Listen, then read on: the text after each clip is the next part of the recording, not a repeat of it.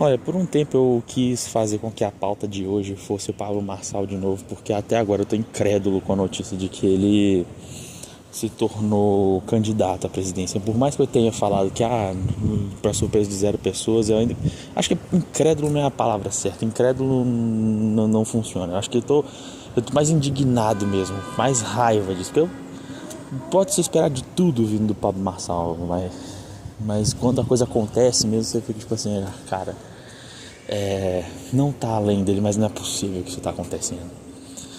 Porém, eu tava assistindo agora há pouco, o debate entre os candidatos ao governo de Minas Gerais. E eu tenho que dizer sobre a atuação de um candidato em específico, que é o Alexandre Calil.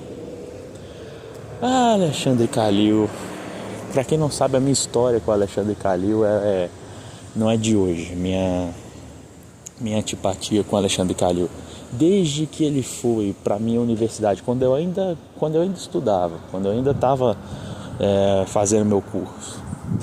Ele foi na minha universidade pedir voto, né? Nessa época aí, nessa etapa da vida, as pessoas já estão aptas a votar, né? Desde os 16 anos podem pegar o título de eleitor, e a partir dos 18 anos já tem que votar. Então o cara foi lá para pedir voto da juventude. E aí ele aparece, começa a fazer aquele discursinho pronto, com aquela fala lenta dele, e pegando e botando a mão no bolso e falando sobre as pessoas, sobre a história dele na cidade de Belo Horizonte, no estado de Minas Gerais. E eu vou falar uma coisa, eu fui sentindo uma coisa ruim quando ele tava falando. Aí eu puxei o celular rapidinho, na época que você ainda podia usar o celular, né, dentro de um espaço escolar, dentro de uma universidade, enfim. Eu puxei o celular rapidinho e comecei a ficar. Vou buscar umas notícias aqui sobre o Calil, vou buscar alguma coisa sobre ele aqui. Deixa eu ver o que tem aqui nas notícias falando sobre o cara. Aí eu busquei uma notícia, achei uma notícia, acho que foi no jornal O Tempo, um jornal local, falando sobre o Calil e falando que ele devia 100 mil reais, né? E o cara candidato a prefeito na época.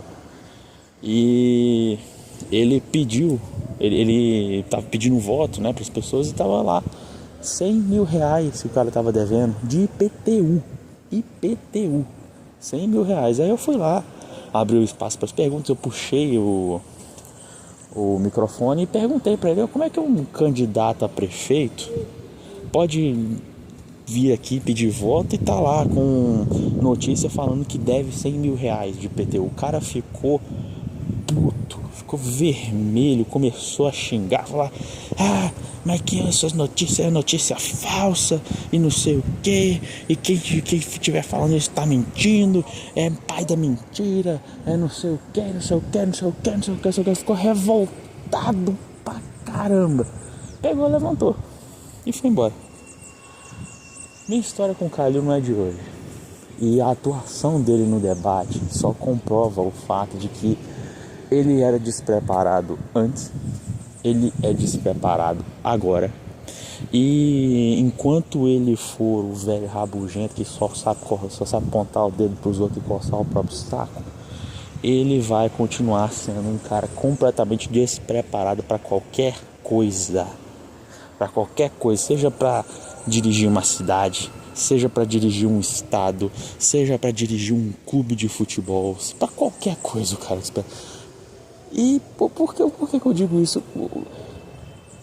Você pega a atuação dele nesse debate, vira e mexe, uma hora ou outra fazem uma pergunta para ele, o cara vai lá, por exemplo, o candidato Gabriel Azevedo faz pergunta para ele. Você vê a pergunta do Gabriel Azevedo, acho que foi no segundo bloco, onde teve o embate entre os candidatos. O Gabriel Azevedo faz uma pergunta pro Calil.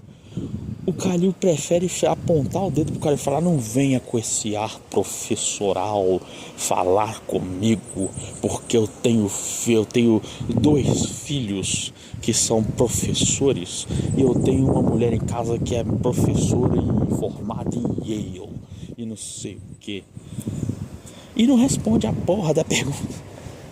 Não responde o caralho da pergunta. Não responde. O cara prefere ficar apontando, que nem eu falei, prefere ficar apontando o dedo pros outros e coçando o próprio saco, que quer responder uma porra de uma pergunta. Entende? E aí, mais de um candidato, se não me engano, o próprio Gabriel Azevedo e o atual governador de Minas Gerais, o Matheus Simões, que é o vice do Romeu Zema, que assim como fez o Calil de forma covarde, porque pra mim, político que faz isso é covarde, pra mim, político que faz isso é canalha. O cara votar no político, depositar a confiança no político para que ele assuma a direção da cidade, como foi o caso do Calil, ou assuma a direção do estado, como foi o caso do Romeu Zema, e o cara abandonar o mandato para poder disputar uma outra eleição, para mim esse cara é covarde, para mim esse cara é um canalha, e foi exatamente isso que o Calil fez, e bem feito que tomou um couro do Romeu Zema. Eu não gosto do Zema, mas bem feito que o Calil tomou o couro que tomou quando ele tentou ser governador e se fudeu e ficou esquecido até pelo menos até agora, quando ele está tentando ser governador de novo.